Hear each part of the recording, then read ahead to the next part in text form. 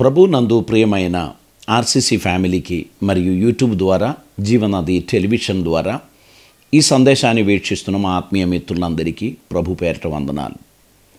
మరలా మనం ఈ సాయంకాల సమయం పరిశుద్ధ వాక్యమును తీసుకొని దేవుని మహిమపరచడానికి ధన్యత దేవుడిచ్చినందుకు నేను దేవునికి వందనాలు చెల్లిస్తున్నాను. మీరందరూ దేవుని కృపలో క్షేమంగా ఉన్నారని నమ్ముచున్నాను. మనం ధ్యానిస్తూ వస్తున్నటువంటి పేతురు గ్రంథం మొదటి పత్రిక దాని యొక్క 3వ అధ్యాయం 15వ వచనాన్ని ఈరోజు ధ్యానం కొరకు చదువుచున్నాను. 1 పీటర్ చాప్టర్ 3 వర్స్ 15. నిర్మలమైన మనస్సాక్షి గలవారై మీలో ఉన్న నిరీక్షణను గూర్చి మిమ్మును హేతు అడుగు ప్రతి వానికిని సాత్వికముతోనూ భయముతోనూ సమాధానము చెప్పుటకు ఎల్లప్పుడూ సిద్ధముగా ఉండి మీ హృదయములయందు క్రీస్తును ప్రభువుగా ప్రతిష్ఠించుడి. ఈరోజు మనం ధ్యానిస్తున్న ఈ వచనంలో చాలా అంశాలు ఉన్నాయి. 15వ వచనం 16వ వచనం 2 కలిపి చదివాను. ఈ 2 వచనాలలో ఉన్న ప్రాముఖ్యమైన విషయం ఏంటంటే, మీ హృదయంలో ఉన్న క్రీస్తును గూర్చి హేతు అడుగుచున్న ప్రతివానికి మనము నిర్మలమైన మనసాక్షి కలిగిన వారై మీరు సాత్వికముతో భయముతో సమాధానం చెప్పుటకు సిద్ధంగా ఉండండి. అంటే సబ్జెక్ట్ ఏంటంటే మీ హృదయంలో ఉన్న క్రీస్తు. మనము రక్షణ పొందిన దినం మొదలుకొని క్రీస్తు ప్రభువును మనం ఆరాధిస్తూ ఆయనను మన హృదయంలో మనం ఆహ్వానిస్తూ మనం ప్రభువుకు సాక్షులుగా జీవిస్తూ ఆయన ఆజ్ఞలకు విధేయత చూపించి ఆయన మనల్ని ఏ ఆదేశములు మనకు అందిస్తారో వాటిని మనం నెరవేరుస్తూ ఈ లోకంలో మనం జీవిస్తున్నాం. అయితే మీలో ఉన్న క్రీస్తును గూర్చి ఎవరైనా హేతు అడిగినప్పుడు మీరు నిర్మలమైన మనసాక్షి కలిగి సాత్వికముతోనూ భయముతోనూ వాటికి మీరు ప్రతిస్పందన చేయడానికి సిద్ధంగా ఉండండి అనేదే ఈ 2 వచనాలలో ఉన్న సారం. అందులో ముఖ్యమైనది మీ హృదయములో ఉన్న క్రీస్తు.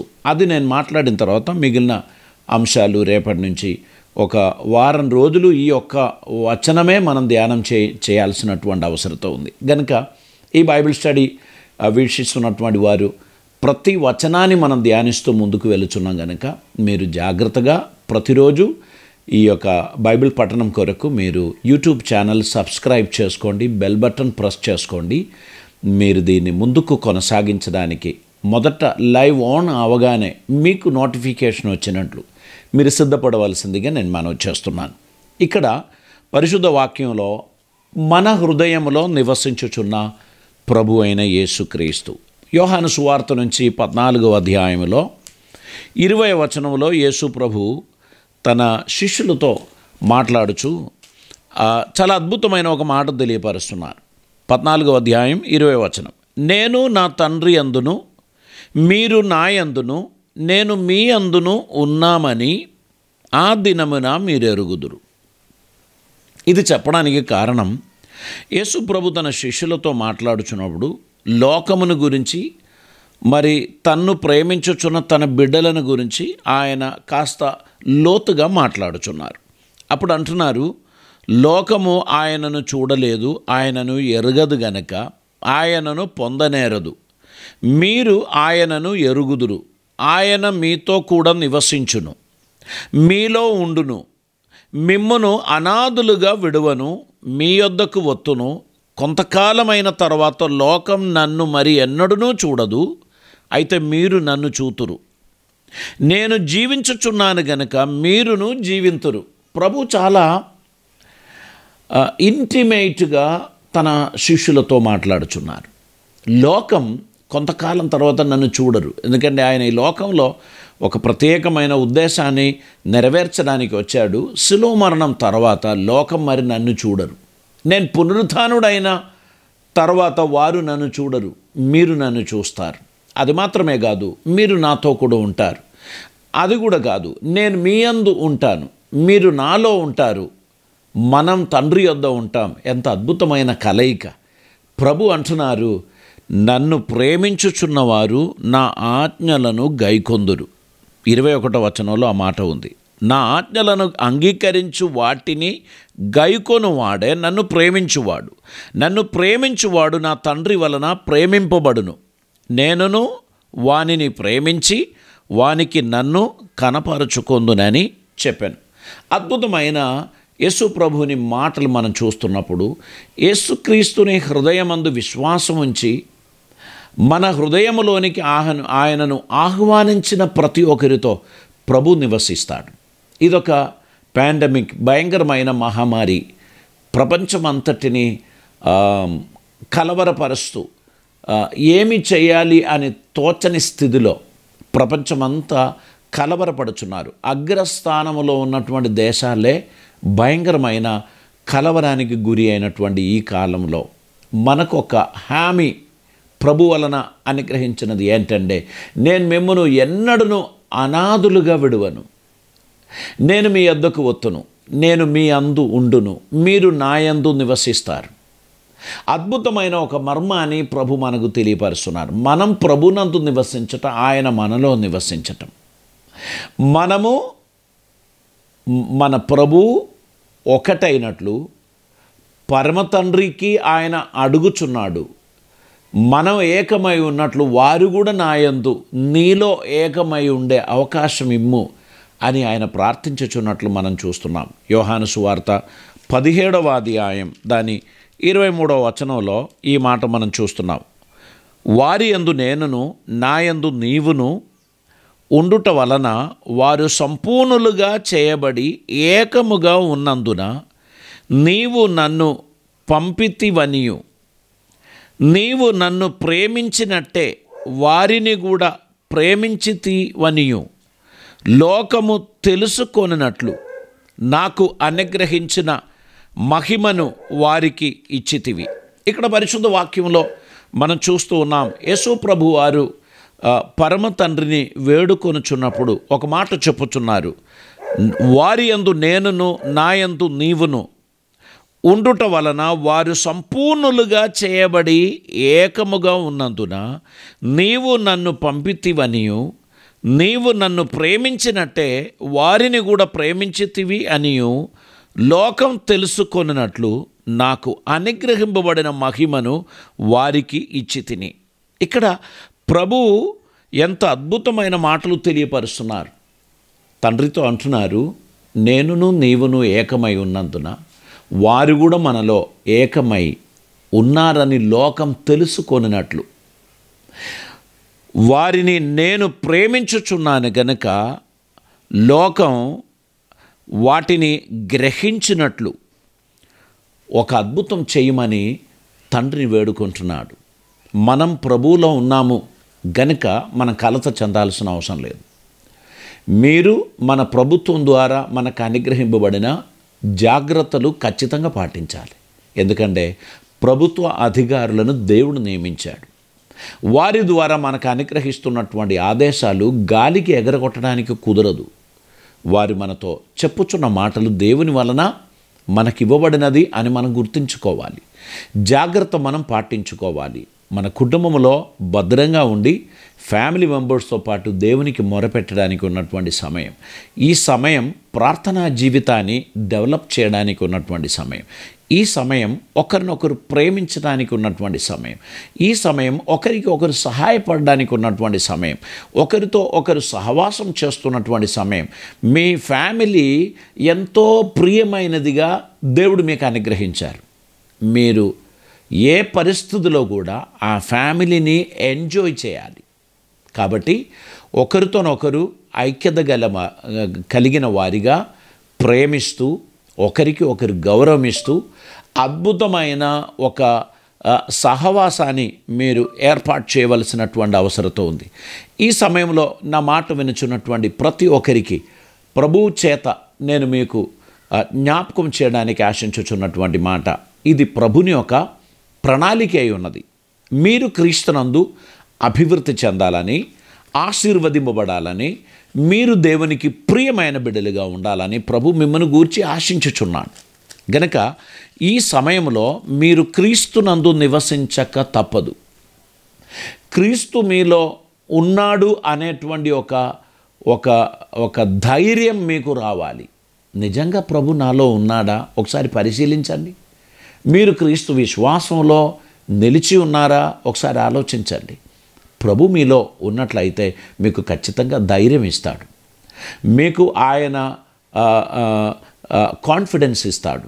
ప్రభు మీలో ఉన్నాడు అని మీరు ధైర్యం గలవారైతే మీరు ఆయన యందు నివసించుచున్నారు. ఒక ఇనుము ముక్క తీసుకొని నిప్పులో వేశారనుకోండి, కొంచెం సేపటికి ఆ ఇనుము ముక్క కంప్లీట్గా నిప్పుగా మారుతుంది. దానిని మళ్ళీ మనం చేయితో పట్టుకోవడానికి కుదరదు. ఏదైనా ఒక వస్తువుతో దాన్ని మనం పట్టి పైకి లేపినప్పుడు ఆ ఇనుము కనబడదు, అది కంప్లీట్గా ఫైర్ అయి ఉంటుంది. మీరు ప్రభువులో నివసించుచున్నారు అని అంటే మీలోకి ప్రభువు ట్రాన్స్ఫార్మ్ అవ్వాలి, ఆయన స్వభావం మీలోనికి విలీనం అవ్వాలి, మిమ్ముని సంపూర్తిగా రూపాంతరపరచాలి. మీ భావం, మీ ఆలోచన, మీ మనస్తత్వము ఇవన్నీ ఆయనకు చెందినదిగా మారాల్సినటువంటి అవసరత ఉంది. మీలో ఉన్న కుళ్ళు, కుయుక్తి, అసూయ ఇవన్నీ పనికిరాదు.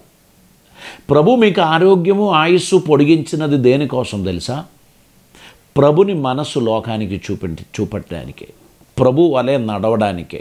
కనుక ఈ జీవితంలో దేవుడు మిమ్మల్ని బ్రతికించాడు అని గుర్తించిన కొలది దేవుని చిత్తం నెరవేర్చడానికి, దేవునికి ప్రియమైన వారిగా నడవడానికి మిమ్మల్ని మీరు సమర్పించాల్సినటువంటి అవసరం ఉంది.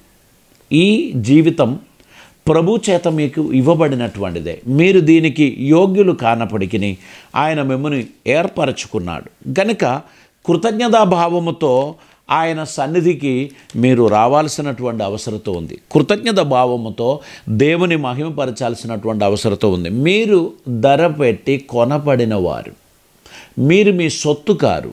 పరిశుద్ధ వాక్యముల అపోస్తలుడైన పౌలు గారి భాషలో మనము గలతీ పత్రిక 2వ అధ్యాయం 20వ వచనాన్ని మనం చదువుతున్నప్పుడు, నేను క్రీస్తుతో కూడా సిలువ వేయబడి ఉన్నాను, ఇకను జీవించువాడను నేను కాను, క్రీస్తే నాయందు జీవించుచున్నాడు.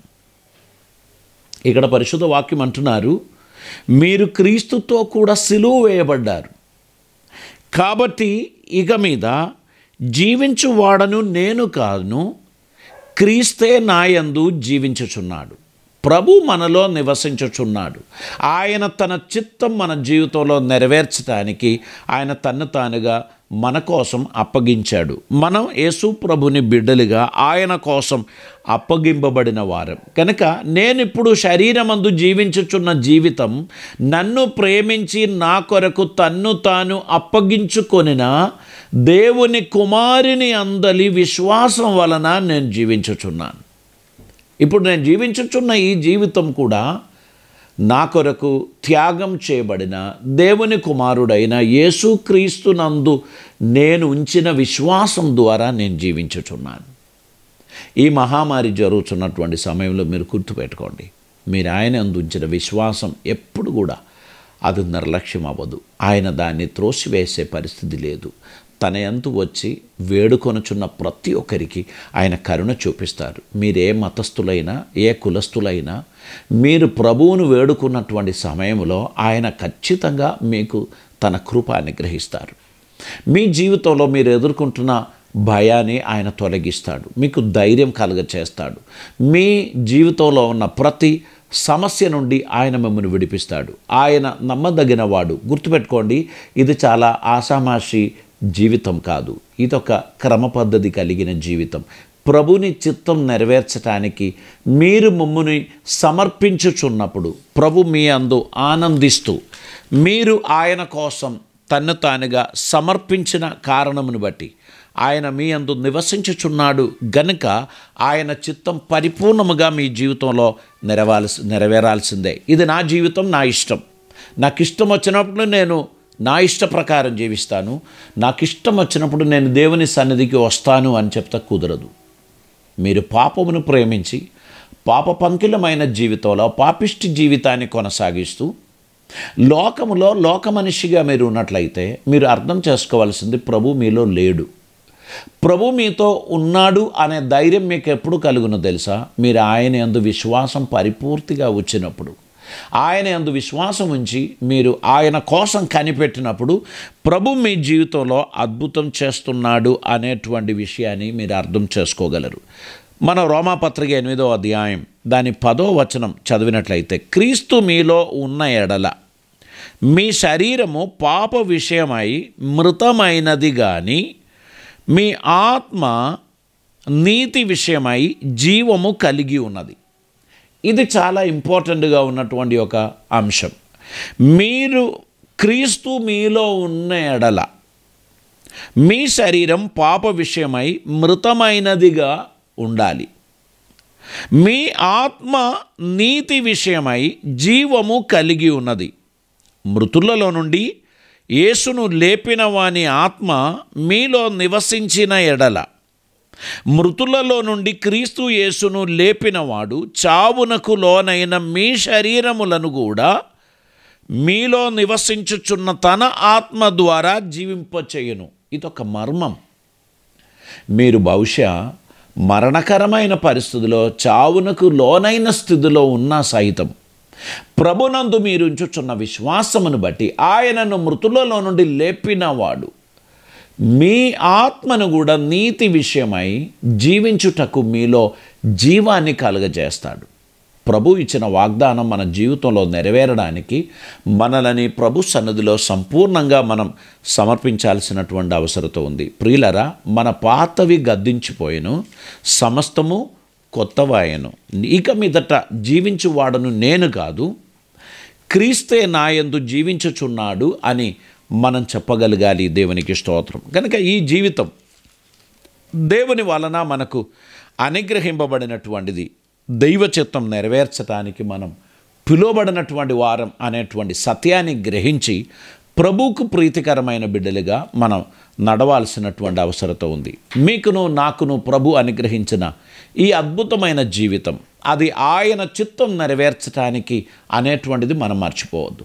ప్రియులరా, మిమ్మల్ని దేవుడు ఈ సమయమందు బలపరుస్తున్నారు, మీకు ధైర్యాన్ని కలుగజేస్తున్నారు.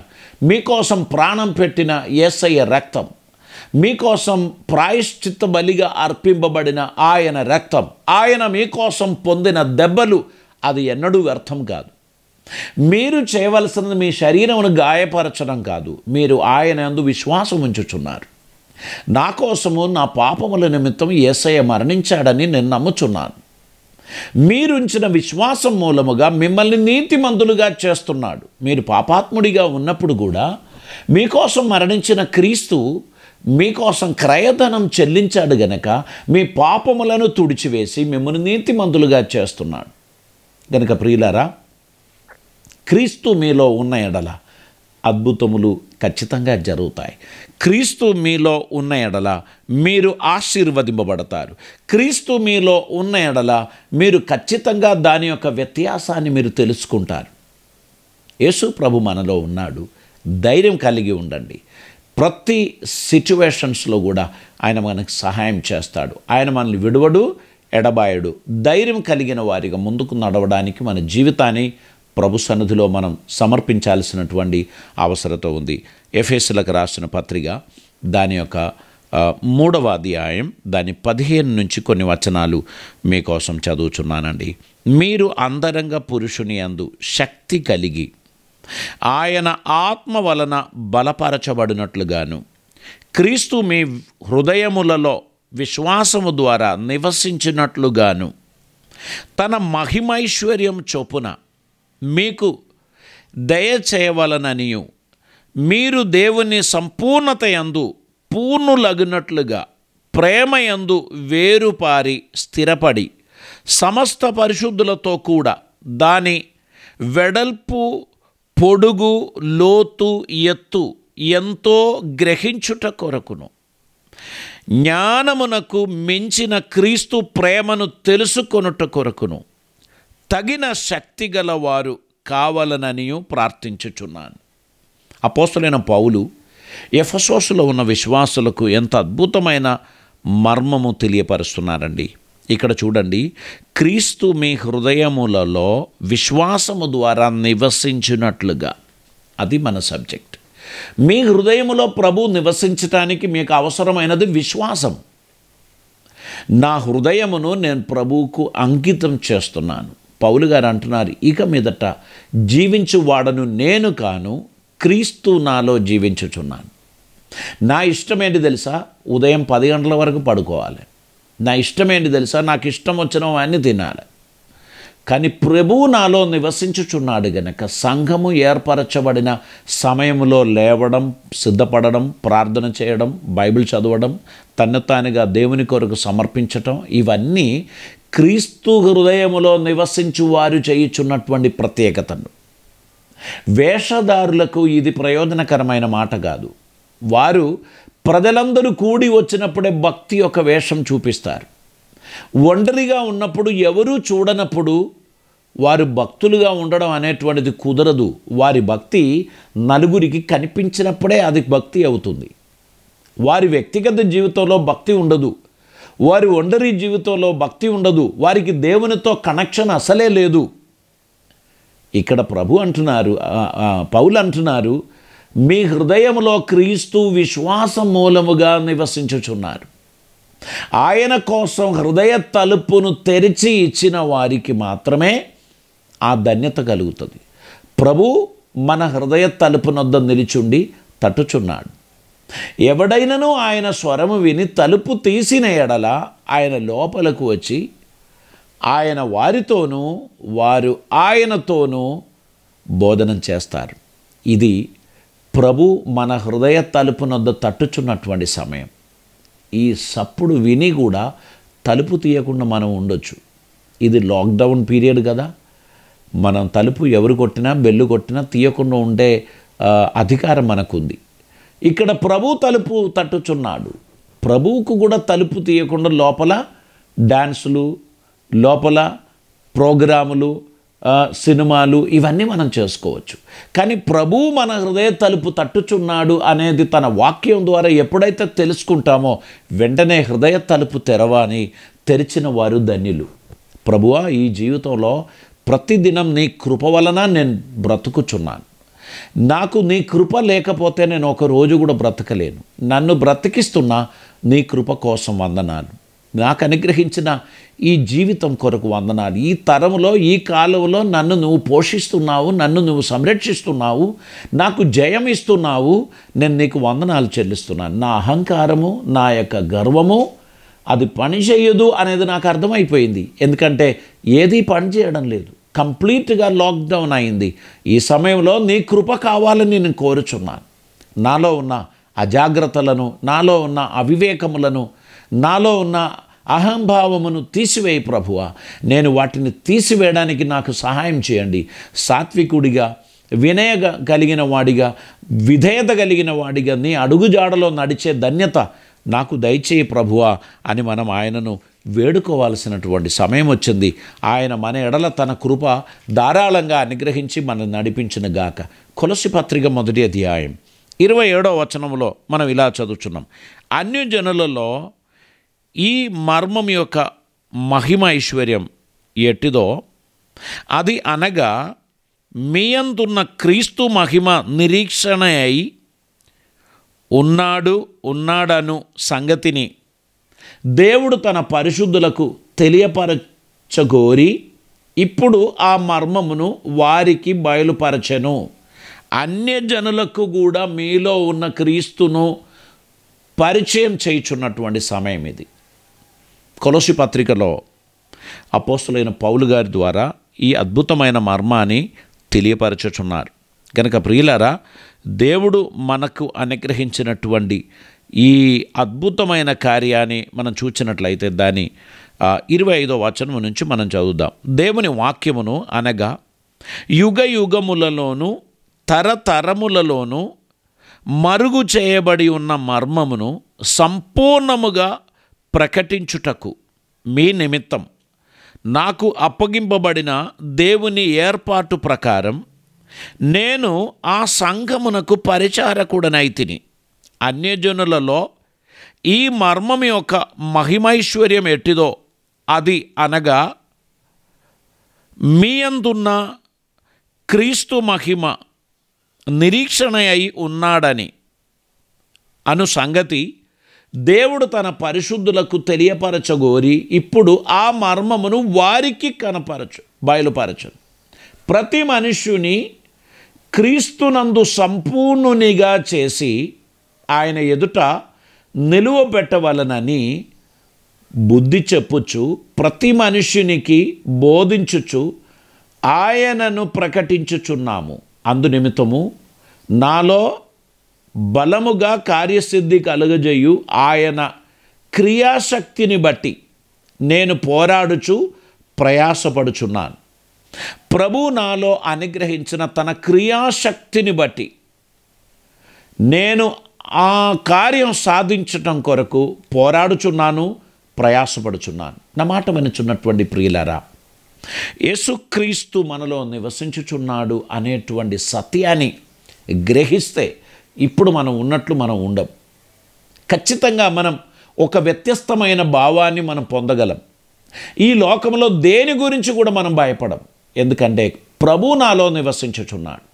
కంప్లీట్ లాక్డౌన్ చేసి నిన్ను మరలా పవిత్రపరచుటకు, నీలో ఉన్న మస్టు కరుగతీయడానికి ప్రభు ఈ ప్రాసెస్లో నిన్ను పెట్టాడు. ఆయన నిన్ను ఎంతగా ప్రేమిస్తున్నాడో, ఆయన మహిమ నీ ద్వారా లోకం తెలుసుకొనినట్లు నిన్ను మహిమపరచాలి అనే ఉద్దేశంతో ప్రభు అనుమతించినటువంటి ఈ కాలమందు ప్రభు నాకు స్తోత్రం చెల్లిస్తూ ఆయన చిత్తం నెరవేర్చి బిడ్డలుగా, ఆయనకిష్టులుగా మనం ఉండడానికి మనలని సంపూర్తిగా ప్రభు కోసం మనం సమర్పించాల్సినటువంటి అవసరత ఉంది. ఇంకొక వచనం కూడా చదువుదామండి.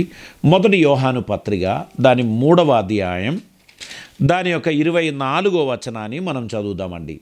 ఆయన ఆజ్ఞలను గైకొనువాడు ఆయన యందు నిలిచి ఉండును, ఆయన వాని యందు నిలిచి ఉండును, ఆయన మన యందు నిలిచి ఉన్నాడని ఆయన మనకు అనుగ్రహించిన ఆత్మ మూలముగా తెలుసుకొనుచున్నాము. ఈ వాక్య భాగం కూడా మనం అర్థం చేసుకోవడానికి దాని ముందు వచనం కూడా మనం చదువుదాం.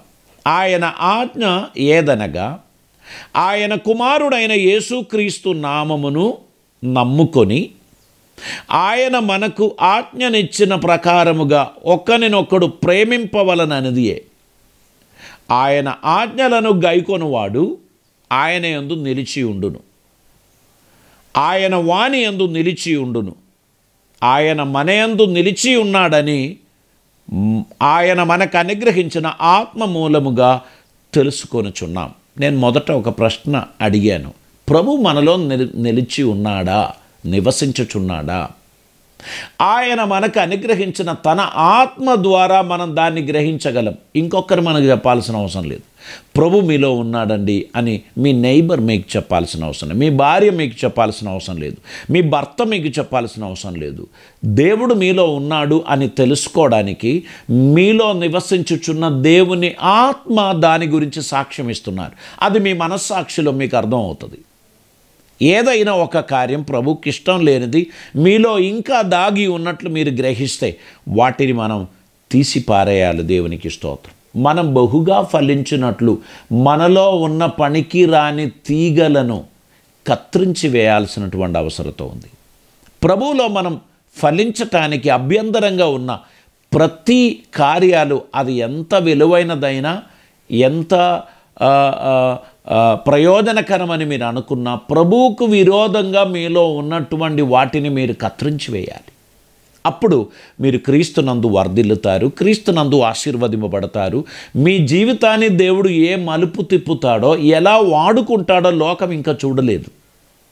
దేవుడు ఒకవేళ మీ ఎడల కనికరం చూపిస్తే, దేవుడు మీకు తన కృప అనుగ్రహిస్తే, ఏ విధంగా మిమ్మల్ని వాడుకుంటారో, ఏ విధంగా ఆయన మీ ద్వారా లోకాన్ని తన్ను పరిచయం చేసుకుంటాడో అది ఇంకా లోకం ఎరగలేదు. కనుక మీ జీవితాన్ని ప్రభు చేతికి ఒకసారి సమర్పిస్తారా? ప్రభువా, ఇదిగో నేను వచ్చుచున్నాను మీ సన్నిధికి, నీ కృప నాకు కావాలి, మీ సన్నిధి నాకు కావాలి, నీకు విధేయత గల బిడ్డగా నేను నడుస్తాను, మీ చిత్తం భూమి మీద నెరవేర్చడానికి నన్ను నేను సంపూర్తిగా సమర్పిస్తున్నాను ప్రభువా అని మనం ఆయన సన్నిధిలో మనల్ని సమర్పించినట్లయితే నీ జీవితాన్ని ఒక వ్యత్యస్తమైన భావములో దేవుడు వాడుకుంటారు.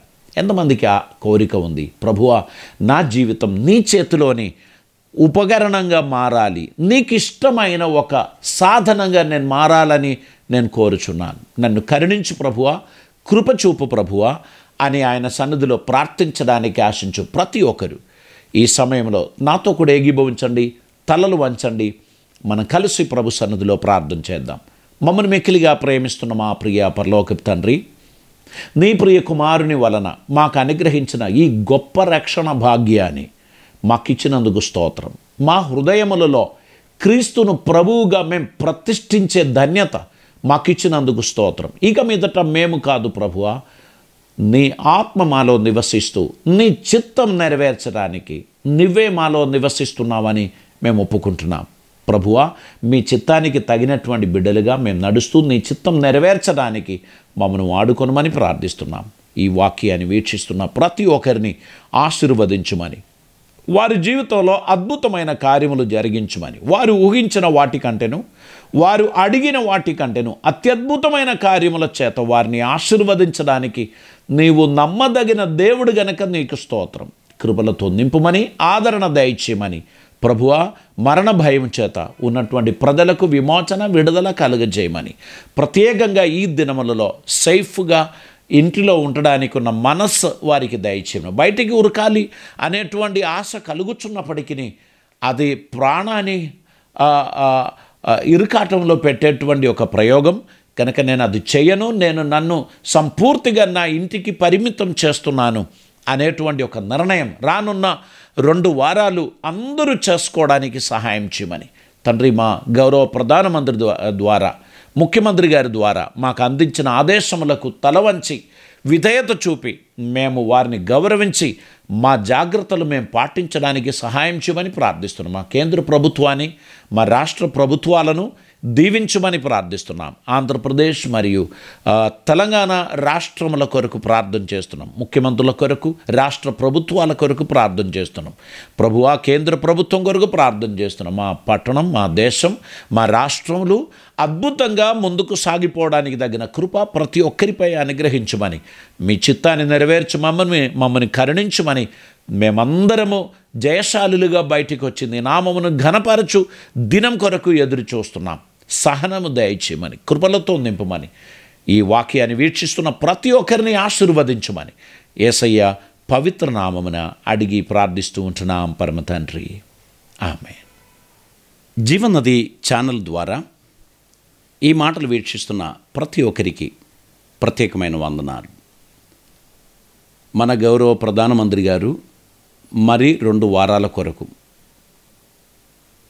ఇంకా ఈ యొక్క లాక్డౌన్ పొడిగించిన విషయం మీ అందరికీ తెలుసు. మే 3 వరకు, ఇప్పటి వరకు మనం పాటించిన వాటికన్నా ఇంకా కొంచెం జాగ్రత్త ఎక్కువ పెంచాలని వారు తెలియపరిచారు.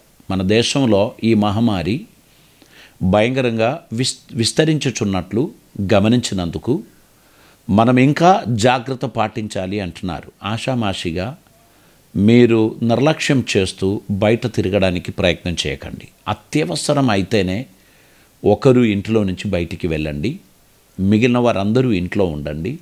సరదాగా బయట తిరుగుదామనుకుంటే ఘోరమైన ప్రమాదం బయట పొంచి ఉన్నది కనుక జాగ్రత్త పడండి. ప్రార్థనకు, వాక్య ధ్యానానికి ఎక్కువ సమయం ఇవ్వండి. ప్రతిదినం కొన్ని చాప్టర్లు చదవడానికి ప్రయత్నం చేయండి.